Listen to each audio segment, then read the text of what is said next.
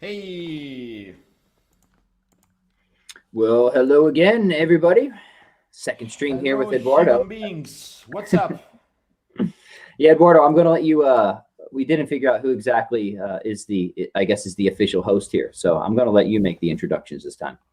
I guess the official host is Anders Tegnell from Sweden, who lies on my t-shirt. But anyway, so we thought we should make we should give our 2 cents of thought to the any scientific slash philosophical debate. And so here you can find me and Pat discussing scientific and philosophical teams. I guess that's the idea on a weekly basis or whatever we manage to do. And so that's the rationale behind this new Science or Sophistry series, which I hope will last for at least 2 weeks, Yeah, if we make it past, to say the least. yeah, if we make it past 2 weeks, then we'll know we have some good momentum. I'm looking forward to this, Eduardo. I always enjoy chatting with you, and I mean, look, we live in a crazy time. We live in a crazy time where there is this sort of scary idol that has been made of this thing called like the science, which is really at its core, I think we both agree, often very anti-scientific, very Absolutely. irrational. So we thought, hey, it would be useful, if nothing else, certainly fun, to just take some contemporary popular examples of where something is paraded as being the science, Yeah. and ask legitimately, is this actually scientific? Is it credible, or is it just sophistry? And then we'll give a verdict. Maybe sometimes it is. Maybe sometimes it is credible. But I can at least promise that we'll always try to be fair, right? I think we can at least promise that much.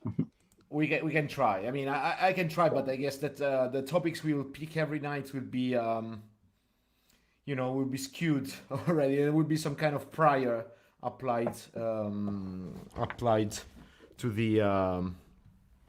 the topic. So I mean, I guess it won't be fun to select a topic that we agree with and just ramble how nice and how I don't know how fair is this assessment of any issue we might encounter in the media or whatever we want to talk about. Yeah, yeah, I agree. We're So probably going to pick stuff that mostly annoys us because that's always more interesting and that's when the important. fun stuff the fun stuff comes out. I guess you need to piss me off to make me Right. Well, speaking of somebody who pisses people off, anybody recognize this yeah. guy? Never heard of that guy. He's not famous. I do Actually, it's say, not really that famous in Italy. That's the thing that strikes me the most with this coronavirus craziness is that I lived in many countries. I got connections to many different places, and I always assumed that somehow the boundaries between states and cultures were not so sharp, especially in the European Union. sure. But then you see, at least I moved back to Italy a while ago, and then I realized how, like in Italy, for example, the whole issue is so polarized around Italy, in the sense that people think that what happens here is different than what happens somewhere else, Right. or they refrain to make a very thorough comparison or try to find some pattern, for example, across different nations. They have some like what is he and I guess it's the same in the US, because as far as I can read from the US press and the US media is that you say, oh, but in other countries these things worked, it's just here it didn't work because we didn't comply with the rules. Right. And so it's very funny because you read this stuff, this line of reasoning, you see it in the US, you see it in Italy, you see it in Germany, of all places. You see that, you see people seriously claiming that, that's the measures are not, some kind of measures are not working because of not complying with Because them. of non-compliance, right? Exactly, because of non-compliance. And that's really, I don't know if, I mean, I think it's scary. I don't know, maybe to some extent I was sort of overestimating the degree of globalization, in which globalization really hit us, because I would think that it would be straightforward to make a comparison to a nearby country such as Spain or France or Switzerland, and try, that there are nearby countries to Italy, and still everything that is beyond the borders is still treated as it's some kind of mystical aura, and it's some kind of crazy place. and even and again with a lot of shallowness. To be honest, there's some very general narrative, and you Right. cherry pick one variable, you cherry pick the other one, then you make a connection. Yeah, I think it's almost like one person has like written like on a small index card like what the script is going to be for all these public health officials, and like they can't go off of it. Right. I want to know who that person is, right? Because I don't think that this stuff is very easy to criticize, or I should say it's not hard to criticize it. And I think it's very easy to be legitimately skeptical of it. And the responses that we get from the criticisms are, again, all unanimous, like across countries. Like it's the same, like 2 or 3 patently idiotic, inadequate responses, like non-compliance. Like, well, hey, look, you have like these comparative regions that are similar enough. One put in all these restrictions, the other didn't. The one with the restrictions is doing far worse. What gives, right? And what's the common retort? The common retort is, well, there's a difference between having restrictions in place and people actually following them, which is I think we should, that's maybe we'll just play the video and we'll just comment Let's from there, right? Hear it straight from the horse's mouth. Yeah. Well, here we go, guys. All right, let me should we give back? All right, just for people who want the background, this is Fauci. He's being pressed by a United States congressman who's actually finally doing something that I've been wanting other public representatives to do for a long time, which is actually getting Fauci to explain the data and the facts on the ground and why his predictions have failed so miserably again and again, why it has taken so long to get these types of criticisms out there. I don't know, but that's the background of the video. So let's play it and we'll see where it goes. Overwhelming number of people. You gave us a guess on Texas. Look at the chart here. This is 7-day average of case rate per 100,000 people. You gave us your guess on Texas. You said when Texas ended their lockdown, ended their mandate, that this was, quote, inexplicable and would lead to a surge in cases. Texas is near the bottom of the 50 states, but all the states at the top are lockdown states. So how great was that? That guess didn't seem to be too good. What explains why Texas is so darn low compared to the rest of the states? Lockdown states have a much higher case rate than the state of Texas, which is like over a month ago now, said we're not going to lock down, we're not going to have all these mandates that you say we have to have. Yeah, there's a difference between lockdown and the people obeying the lockdown. You could have a situation where they say we're going to lock down, and yet you have people doing exactly what they want to do. Is that what is happening in the top 8 states in the country? They're just not following what's been told. They're not listening to Dr. Fauci. I'm sorry, you're speaking so fast. I'm not even hearing what you're saying. Well, you can look at the numbers. I can't see that. It's too far away. Okay, well, Michigan's at 551 cases per 100,000. Texas is at 77. Wisconsin's at 109 because their state Supreme Court overruled their governor, their Republican court, and said we're not going to have a lockdown in Wisconsin. And their numbers are 5 times lower than the state of Michigan, which is right next door.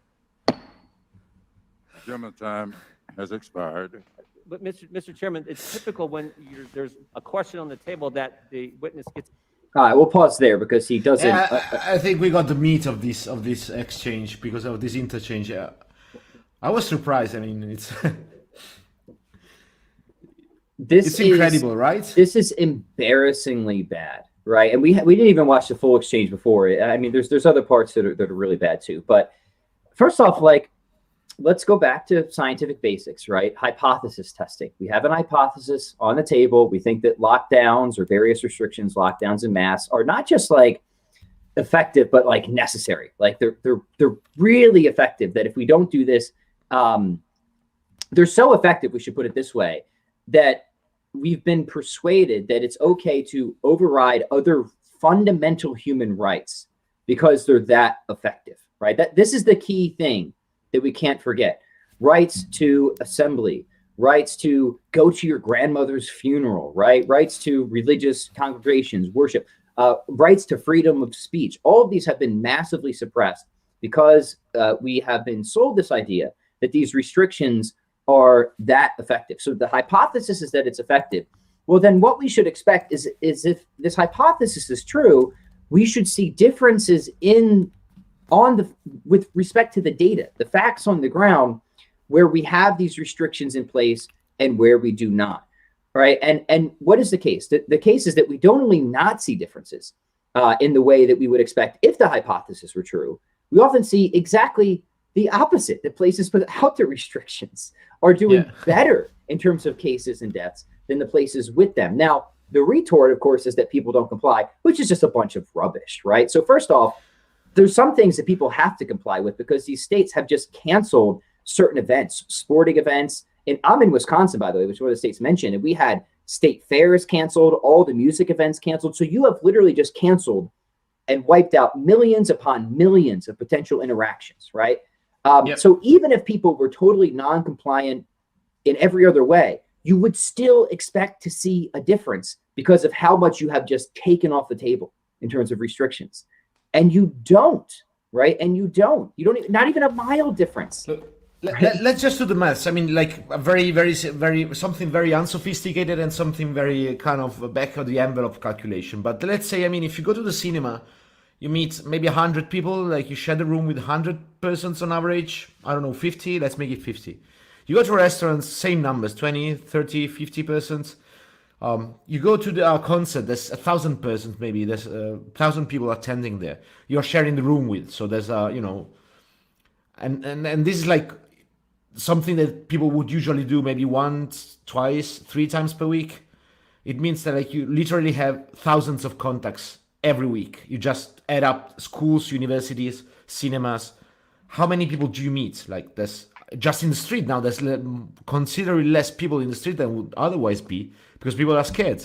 Yeah. And so you have, even on public transportation, I mean, they're still pretty full, but they're not even close to what they used to be before. So you have literally hundreds less of contacts just by default. That's the baseline. And when people talk about non-compliance, what they're actually talking about is the fact that I'm going visiting some friends, whereas I shouldn't, for example. Or maybe I'm assembling outside with some friends, which is, by the way, it's a scientific fact, and everyone accepts this right now, at least in Italy. It's taken for a fact, the fact that outside you basically do not transmit anything. So outside transmission of the virus is basically is close to zero. It's like 0,001. Something like this. It's this very, very low chance of getting it outside. So just because you see, and this is something I guess it was popular in the US as well, like taking pictures of people congregating outside, that doesn't mean they're gonna get the virus because virus transmission is so low on the outside. So all the interactions, all what's left of the possible violations of the interaction on the inside is probably someone throwing a party, a house party, which may be maybe 10, 20%. Compared to the thousands you would meet at a concert in a stadium, or if you go to a restaurant like 3-4 times a week, which is not that uncommon, you would meet maybe 200 persons. So it's orders of magnitude more. And you're comparing the effect of suppressing one variable by a factor of 10, 20, 100 with that what happens. I mean, with the same number, and you're saying it's the same effect. Like having 10 interactions accounts for as much as having 200 interactions or 300 interactions, which means this variable is probably not very influent on it doesn't play a role in determining the output. Yeah, clearly, right? That's clearly what the data, like scientists have forgot to be empiricists, it seems to me. Yeah. Right? Like, and so like they forgot, like, I would say like scientists going on television, they forgot to be empiricists, but And it's so profoundly ridiculous because even first off, the non-compliance thing is just incredible in and of itself. And a lot of these places, especially the more liberal and harder lockdown places, like these people are scared to death of the virus. They're as compliant as you could ever reasonably expect people to be for such insane and restrictive measures. But put that aside, just granted, people are totally non-compliant otherwise, you would still expect to see differences given how many interactions have been limited and canceled, and you don't see that. And furthermore, you don't see things get worse when you allow for more interactions, like Texas opening up and their sporting event stadium was packed. And Fauci, again, working from his hypothesis, made the prediction that said this is inexcusable. It's going to be the end of the world for Texas. Did that prediction come true? No. If your model just makes failed prediction after failed prediction, there's something wrong with your model. And these No, because the thing is that it's not just every failed prediction, because sometimes they get it right? So when they say there's going to be a spike in cases, sometimes you do have a surge in cases. Like the point is that you're just making the same prediction all the time, right? So it's easy. At some point you might get it true. But it's like saying like my model is a bad thing is going to happen. Yeah. At some point that's probably true, right? That's exactly the point. I'm exactly a wizard, the point. right? But then, but that is scientifically useless, right? To have such a broad criteria like that. And what matters is when they make specific predictions, like he did with Texas, he's completely wrong. It's the opposite of what he predicts, right? Mm-hmm. It's like I don't know if you've seen this tweet on the Eric Topol prediction about the COVID variant B117. It was saying, oh, this is the COVID. This variant is a beast, and then he was making. Of course, he was missing the usual exponential growth of cases, and then it turns out at this point in time is off by 250,000 per day. Like he predicted at this point, there should be 250,000 infections more on a daily basis in the US. Granted, he knew about vaccines, he knew about everything, right? So he must have factored that into his prediction. Right. So you cannot say, oh, but we have vaccines now. No, wait. When he made the prediction, it was like around 2-3 months ago. He knew about that. I mean, the vaccine campaign was going on. It was people were getting the vaccine. So there was and I want to reemphasize, because at another point in this video, and we can watch a few more minutes of it here later, but Fauci reemphasized or tried to reiterate or do this sort of, I just call it moral manipulation, right? Where he's like, I'm trying to stop this virus, which has killed 500,000 people in the United States, right? And the thing to say to that is, okay, granted that's what it's actually killed, right? I know some people fuss about how the deaths are calculated, but put that aside to say, let's just say, the numbers face value. Yeah. Take an ineffective solution is an ineffective solution, full stop. Nobody here is saying that number is false or that this virus isn't deadly. What we're saying is you have put policies in place that are actively harmful, that suppress fundamental rights and make zero difference. So even if COVID had a 99.99% death rate, right? An ineffective solution is still ineffective, right? So it's not heartless to say that what Fauci said there is irrelevant, because it is irrelevant. We're not questioning that the reality of COVID or the danger of it. We're questioning his whole hypothesis, right? And this has just been assumed. So you have to be very careful about this moral manipulation, these appeals to tragedy. There is tragedy here, but this is why you have to reason through this stuff. And right, something can be tragic, and how you deal with that tragic thing can just create more tragedy. And that's the issue that's currently. It's nonsense. It's nonsense. But I guess then people feel they need to double down along this line, and that's why we'll never accept the truth. I mean, the truth. Like they will never even dare to read the data, because that's what I found most ridiculous. Actually, it's not the excuse, because that's what you hear all the time, right? But at some point, he's claiming, "Oh, I cannot read that. The numbers are too small," and he said, "I cannot hear you. I cannot hear your questions," which was like a third grader kind of excuse when you didn't study, you have the interrogation and you say, "I'm sorry, teacher, I didn't hear you."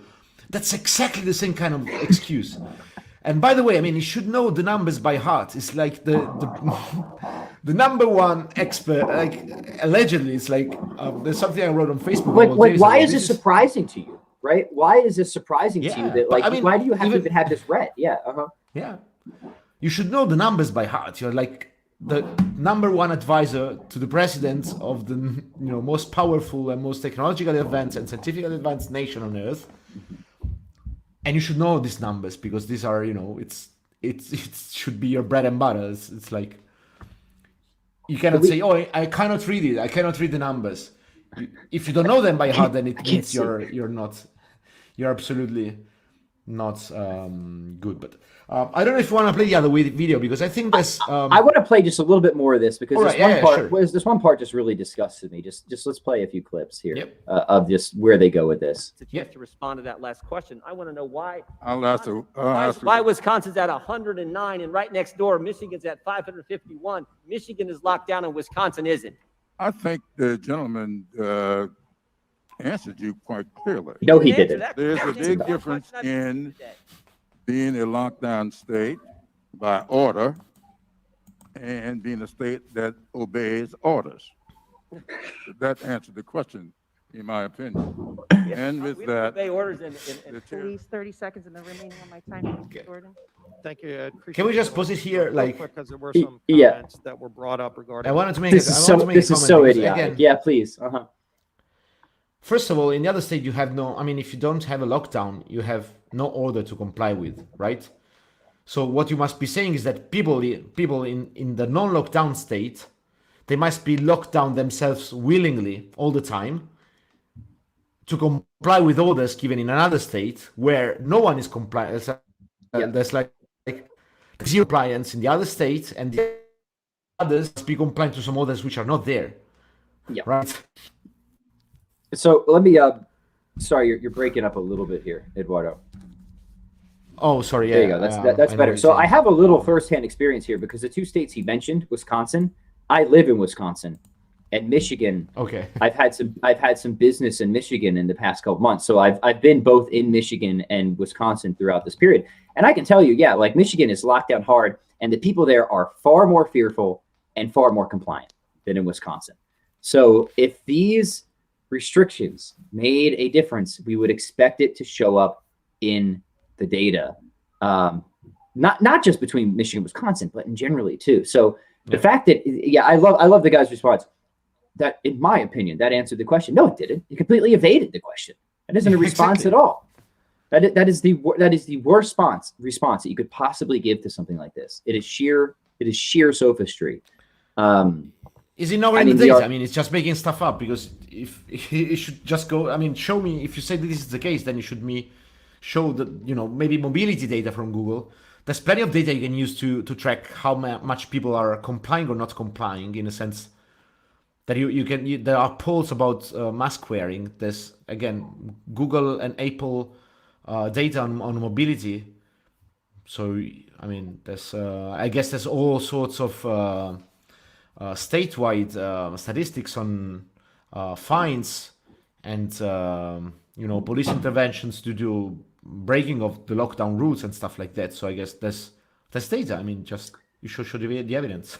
Yeah, and of course they never do, and we know why they do. But to another point, like say it was a compliance issue, right? And say that the reason that we're seeing these massive discrepancies is because people don't comply. Well, then you have to ask a much more serious question because we're a year into 15 days to slow the spread, right? Like, what are you going to like if your policy is this ineffective on a practical level that people just do not or cannot comply with it? What are you going to do, right? And this is, but like this is the question that a public policy expert should be able to not figure out, but have figured out way before now, right? Way before right now. Either you should admit this is so practically ineffective that even if it did work in theory, it's never going to work in practice, so we should consider something else. That's one option. Or we really have to drop the hammer or something, right? But either way, it's just yeah. You go ahead. Mm-hmm. No. That's exactly the point, because at some point, if you don't ask yourself, okay, let's say that this works in theory, and maybe, I mean, let's assume that if we really did like China and lock everyone up, prevent everyone from working and having food delivered at your home in this, I don't know, with some kind of there's like delivery stuff, and no one is really going out of, like, put aside the technical difficulties of doing this, and let's say that this is the theoretical case in which everything would work. I mean, can we really do this? I mean, is it really possible? Can we really overnight getting something like this to work? Is it doable? Then, because even if like 1% of the non-compliance is jeopardizing the whole thing, because it's either it's like a two-state system. It's either you're 100% compliant or everything else doesn't work. So if it's 99 like now or something like that, then it doesn't work. then it's useless. I mean, you don't have any like elasticity in your theoretical framework to allow for failures, because I mean, human systems are bound to fail at some point. It's Right. for an infinite variety of reasons. I mean, the first one is that we don't know the future, so you can design like the perfect system, but when you deal with human interactions on large scales, then it's very hard to design things that work for everyone perfectly, and then it runs smoothly because everyone complies, and there's no, like, willingly or not, because you can have cases of non-compliance that are completely unwilling, or there are, there's, in some cases, you just need to go out for many Right. reasons. But Yeah. But the point is, non-compliance is not an adequate explanation. What is an adequate no. but even if it were, they would still have explaining to do, right? Major explaining to do. This is what I was telling you before, because this is, for example, in Italy, people are quoting, they're telling all the time, the fact that we still need to do lockdowns and we need to, now we're sort of opening, like allegedly we should be opening some businesses starting Monday, but the thing is that we are still into this because people are not complying. Or just look at any other country, right? And then you look at Germany, and then it's not really 100% compliance. It's not going very well. I mean, they got 2 or 3 waves, just like us. You look at any other. You look at France. You look at Spain. You look at the UK. You look at Belgium. You look at Holland. But people are always saying, "Oh, but here it's just because we Italians we don't comply. We are stupid and this and that." And then you see that the pattern, like, of going up and down of the curve is pretty much the same in the whole Western Europe.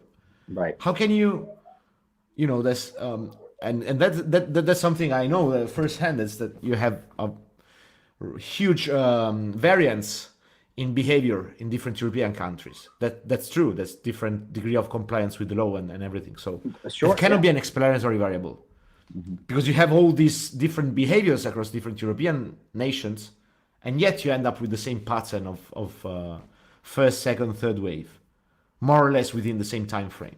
Yeah. It's inexplicable. There must be some kind of large scale fine tuning or. Right. Let's just do a few more seconds of this video here. All right. Let me pull it back up on the screen, because there was just one part that just okay made me sick to my stomach. Carlson, some things that were said, but other parts of the context that were left out. So I did just want to include, on Mr. Carlson's show on Wednesday, he did say, quote, "Wait a second, who's doubting that vaccines work? For the record, we never for a minute doubted it." He goes on to say, "So when they said this stuff works, we never questioned it." So I think it's important to put that on the record as well, because that was left out, I think, a little bit unfairly. Yield back. Mr. Jordan? I thank the gentlelady for yielding. That was subject I wanted to touch on. We just had a member, I wish he was still here, that's why I tried to ask him a question, Representative Krishnamurthy, actually lobbying for Tucker Carlson, a member of the press, actually lobbying for his statements to be censored.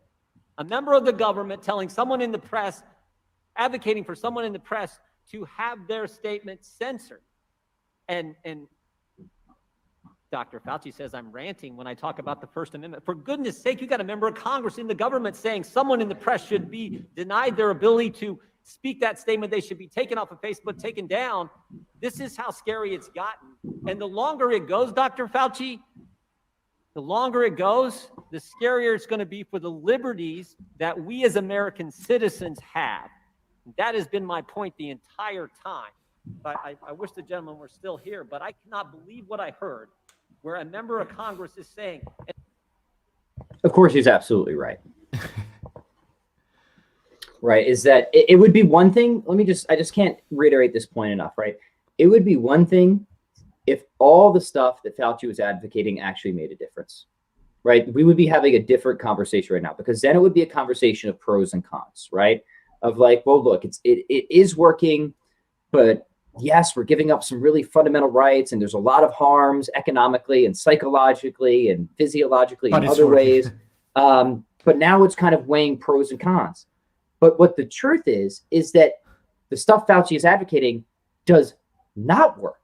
It doesn't work. It makes no difference.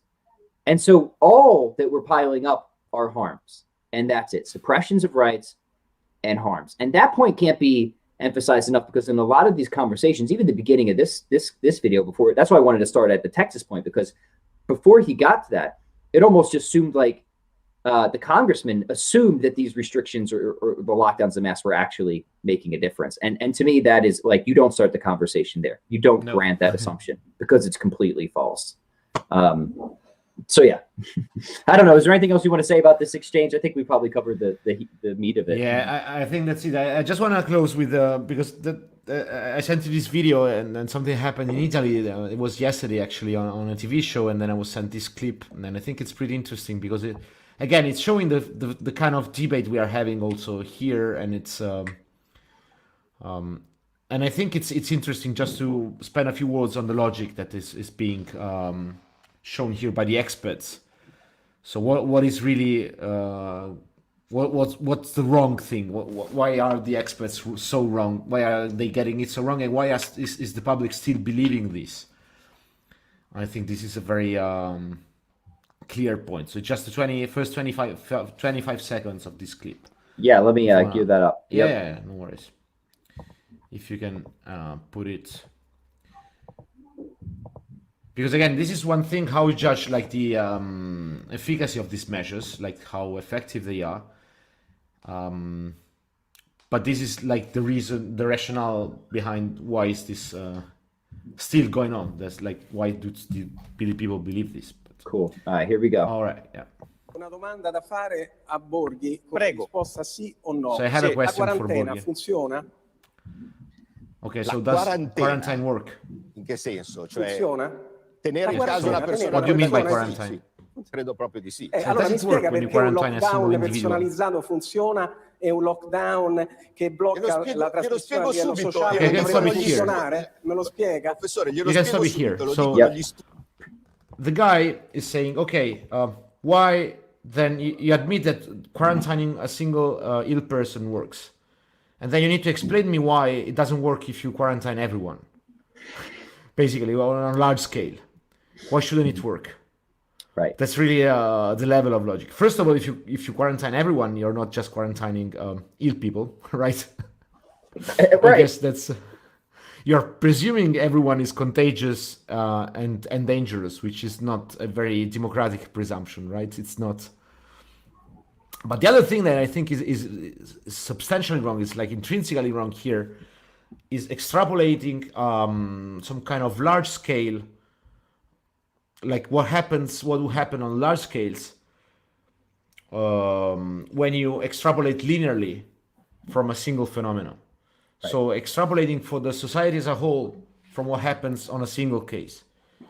Because this is pretty much always the case in science, that when you put more units together, you might have emergent phenomena. Things get a little different, a little strange. Exactly. Right. Mm-hmm. So interactions of many, that's why, I mean, so this is one of the reasons why you need to deal with this. When you deal with epidemiology, you mainly deal with it with mathematical modeling, which you can argue for or against. I would argue against at this point. I would argue for the suppression of all these mathematical models. They did way more harm than good at this point. We didn't learn much from them. Right. But, putting that aside, I mean, the guy that's talking, by the way, is not an official. It's not like Fauci in Italy, but he's one of these science. Is a doctor. He's actually, I think, he's a professor of microbiology, and so he's. Let's say, and he's one of the media heroes. He's one of those advocating for a stricter lockdown and stricter, measures and so on all the time. It's like basically 1 year around is arguing, is going on and on. It's reiterating the same point. Part of what strikes me about this is certainly, again, this is not a scientific attitude, right? We have to test. We have to look at the data. And it's kind of like science from the armchair, right? It's like we just had this certain expectation. And obviously I'm a fan of philosophy, but part of the reason that a lot of the Greeks were wrong about astronomy is because they just had like sort of a priori intuitions of how they think the world should be. Like, oh, a circle is that's like the perfect figure. So the planets must go in perfect circles, right? Well, as it happens, nature doesn't always meet your expectations that way, right? And how do we know that? Because we go out and we test it, right? Exactly. And we observe. And as it happens, yeah, okay, maybe quarantining one person does work, But once you start to extrapolate from there, that doesn't hold up. And we know that. Why? Because we've tested it and we have the data. Things change at some point. I don't know exactly where they change. Exactly. I don't know that. But it's clear that they do change. So what he's doing here, just like, it isn't science. It isn't like, again, it's somebody who calls himself a scientist who has forgot to be an empiricist. He's doing, he has some like, again, it's also kind of like lurking in there a fallacy of composition. Is what is ever true of like any one part or section must be true of a larger section or the whole. And like, you know, some properties are parts the whole diffusive, but certainly not all of them are. And we can make extrapolations, we do, but we also have to always be willing to test to see if those extrapolations hold. And it's very clear that in this case, they do not. So that sounds nice. That's the problem with it. The problem is that it does sound nice. And that's why people buy it. But it's bullshit. It's linear. It's bullshit. It's linear. It's not scientific. It's sophistry. You cannot really, exactly. You cannot extrapolate the properties of the body from a single cell of the human body. It's a completely different thing when you, that's why, I mean, if you study molecular biology, you're not qualified to talk about the brain, for example. It's a completely different field of study. But it's still cells, right? Still molecules. So what? It's simply because you cannot extrapolate from there. And maybe, I mean, I don't know if you could argue for a very reductionist point of view and say, at some point we'll be able to do that. I'm not arguing for or against it, but as a matter of fact, we know that complex systems behave differently. You cannot, maybe one day we can be able to reduce, but, you know, like taking the naive argument and doing this kind of scaling of the properties of a single human being closed in his room and then applying it to the whole of society, forgetting there must be some movement left because someone needs to grow food, for example.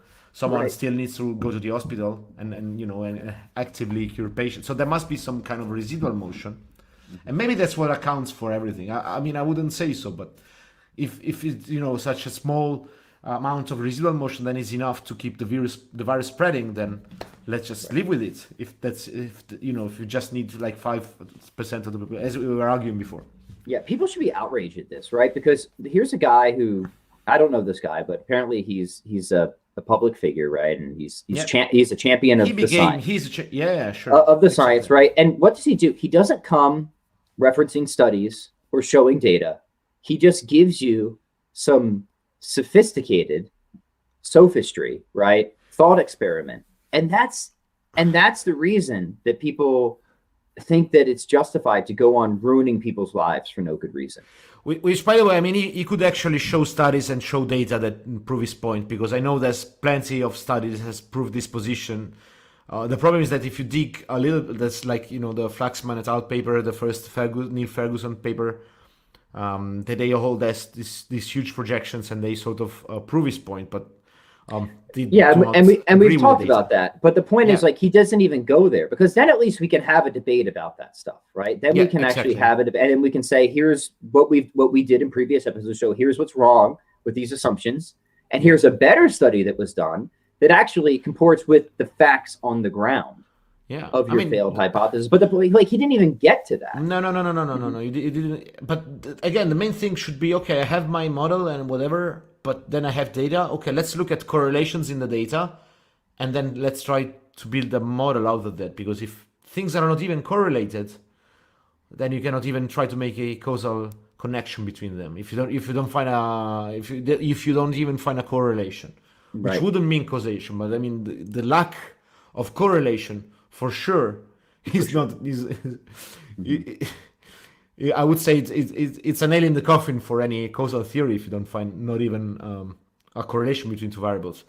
Right. And the other thing is, of course, the politician on the other side was, like, usually he's an idiot, and he was trying to comment. He had a paper he wanted to comment on, but they didn't let him comment on that. He said, "Oh, it's a study. It's like any other study." That's the thing. I mean, because there's just so many papers out there on this subject. And it's not like everyone is qualified to understand the bad science from the good science. And I mean, it's not so easy, but there are some kind of data which are pretty straightforward. And so no matter what the study says, like there's a study that says that the sky is yellow. No, it's blue. Oh no, but this study shows. Yeah, it's blue. Like it's just clearly not, right? But you know, if you are an empiricist at heart, Exactly. This is not hard stuff to figure out. You do not have to No. be a specialist to see No, that no, no, these no, no. that these Exactly. models predict X and we see not Exactly. X.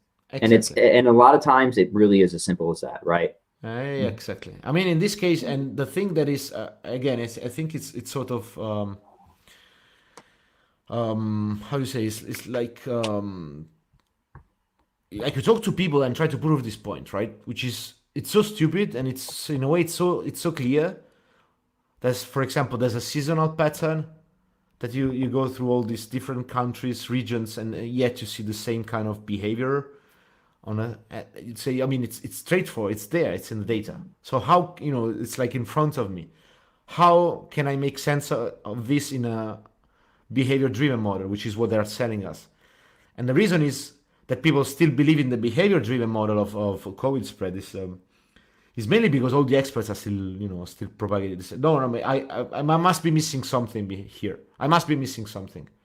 There is some variable I don't know. They know more than me. And then you see the Fauci video, and it's really clear. It's this guy's a clown. He doesn't know anything. It's like the way he responds. It's not about the first. I mean, the first part, which is we already debunked it, but the second part of the answer, like I cannot see the numbers. I cannot hear a question. It's like third grader kind of answer. That's one of the most embarrassing things. I mean, I don't know. It is And embarrassing. I don't understand how you can defend the guy like after. And is there anything you can defend? No, but the problem is like this is for people who actually care about good thinking and good science. This is harmful to science, right? Sure. It really is, because why? Because it's funny because Fauci and all these other guys would be some of the people who would say we have too much distrust in science in America these days, right? We take these surveys and people don't trust the experts enough. Well, why is that, jackass? Why is that, right? Why do you think that they don't trust you guys so much, right? Because you parade stuff as science that actually isn't, right? Or you parade it with far more confidence than is deserved to your hypothesis or your model. And then you confuse people, and then they think, well, if that's science, I don't want anything to do with it, right? And then they become, I would say rightfully so, skeptical. I would say, I mean, I totally agree with you. I mean, on this, I mean, as a scientist, again, just as a reminder, I'm a PhD in theoretical physics. So I totally side with I mean, I totally understand them because we got so many contradictory messages. Oh, and by the way, when you feel the need to enforce science by law, that's a red line. That's something that is really scares me. It's really scary. And when I see like guys like actually guys in the vaccine pass, like that we should get some kind of passport, and there are many more that are in favor of it, like scientists, and say, oh, because we know what's right for everyone and we should enforce it by law. That's very scary. That's I think it's something scary, and people do not realize it. Like they entrust their lives and reasons.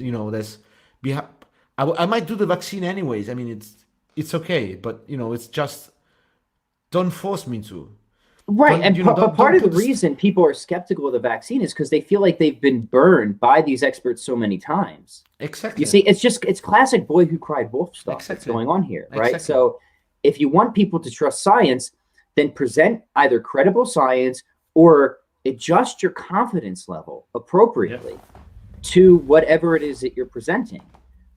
Because when you make these really bold, confident predictions, and it turns out that you've made a fool of yourself and you've ruined people's lives in the process, you then can't turn around and blame them if they're skeptical of the next thing that you say or promote, right? Absolutely. I mean, that's to wrap up. So we have next Monday, actually, in Italy, there's going to be some opening. So there's all these scientists like this Crisanti. I mean, it's not real opening. It's like the government is letting some restaurants and bar open on the outside until 10, and then there's curfew. There's still a lot of bullshit taking place. Of course. By the way, none of this is. I mean, I've never seen a cost-benefit analysis, some kind of analysis on level of contagion in restaurants and bars and when they should be closed, and level of contagion taking place after a certain hour. Anyway, putting that aside again, there's still going to be in place a lot of restrictions without any numerical evidence whatsoever. There's all of these scientists are pro-lockdown scientists. They are telling us already, oh, the numbers are gonna climb. They're going to the roof in 2 weeks from now. We should avoid being, shutting, opening everything. I mean, it's not what's gonna happen, but still, we should refrain from opening everything. And there's lots of signatures being collected by scientists, intellectuals. People who usually work at university and don't need to go to work during these days. And so they are all in favor of stricter measures, and they are signing a petition. And now the thing is, what happens in 2 weeks if the cases still go down because, it's because of seasonality? Is anyone going to say, oh, look, if you did like we predicted, you should have, you would have wasted 2 more weeks of your lives? Should anyone... Will anyone apologize for that? Oh, I had a very bad... I wanted to put you in jail for 2 more weeks. That was my intention. I couldn't do it. Mm-hmm. I did it partially because there's still lots of... I still got a lot of friends who cannot work, and, it's a very dire situation. It's a very dire situation for many people, and they're sort of forgetting that there are people suffering from these things. So yeah, majorly so. Yeah. Mm-hmm. Well, hey, good stuff, Eduardo. This one has been a blast, and I'm looking forward to continuing this series. So I guess certainly if anybody has any suggestions, it's science or sophistry. So I guess we could take or consider anything, but if all the better if it annoys us, right? I'll make. By the way, we had a question before. I think we forgot to answer it, but I guess you're more qualified to answer this one. I don't know who this is, so I don't think I am qualified. Michael. Okay, so. Also, do you know? I think it was one of the doomsayers in the everyone's gonna die team. If we on the lockdowners, I think it was one of the advisor or something. It was in the CDC or something. I'm sorry. I'm sorry. I don't keep up with a lot of these guys individually, so I couldn't make an informed opinion. I mean, as far as I know, I think it's one that predicted that Florida is going to be a house on fire or something like that. Or he's Fauci. one of those many people on CNN who who made these failed predictions. So yeah, if he's one of those guys, then you probably can already gather what I think of him. Anyway, so I guess we can meet next week. I hope. Let's see what's going to happen, and in 2 weeks, then I want to comment on this. Openings in Italy and see how the cases will be going then. I mean, I might be wrong. I'm saying it. I mean, I might be wrong. I'm open to this possibility. Right. I think it's unlikely, but everything is possible. Well, let me emphasize again, I don't, look, we all have our biases, right? If we're honest, but sure. I really feel like when it comes to masks and lockdowns, it's not something that, I guess all things equal, I would prefer less government intervention in my life. But if you really did show me that this made a significant difference, you showed me that in the data, this is really working, I'd be okay, I'm fine, right? But then it would become more of a cost benefit analysis, and I'd be you know what? Maybe we can suffer some suppressions right now because it is really saving so many lives. Right. And if you were to show that to me, I don't have any in principle reason to be against policies. In fact, I think that part of the reason that government has any legitimacy at all is for emergency situations. Right. Large scale coordination, act quickly, that type of stuff. Right. So this to me is in the realm of where the government has a role to play. So yeah, I just want to say that, I have no in principle, I'm a total anarchist, hate whatever the government does. That's not my position, right? It's just that it's not true. It doesn't work, right? Exactly. All right, guys, thanks for tuning in. Right. Yeah, thanks a lot. Subscribe. We'll catch you next time. Yeah.